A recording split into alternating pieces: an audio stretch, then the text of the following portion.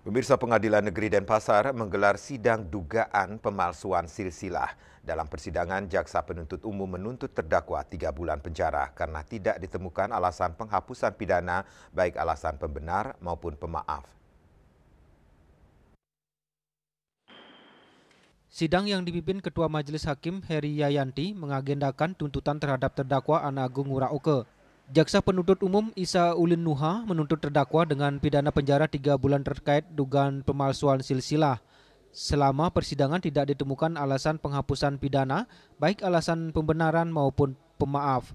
Terdakwa termasuk subjek hukum yang memiliki kemampuan untuk bertanggung jawab secara hukum dan harus dinyatakan bersalah, serta dijatuhi hukuman setimpal.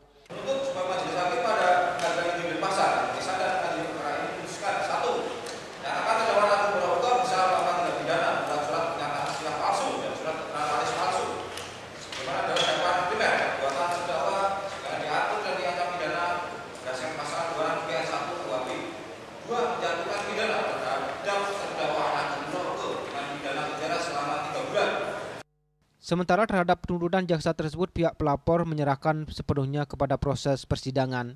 Yang penting hakim dan jaksa menjalankan keadilan yang benar.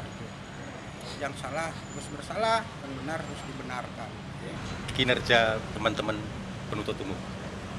Dan kita tunggu nanti masih ada pledoi dan selanjutnya nanti kita tunggu putusan dengan harapan mendapatkan keadilan material. Keadilan yang sebenar-benarnya. Rai Suwantara, Bali TV.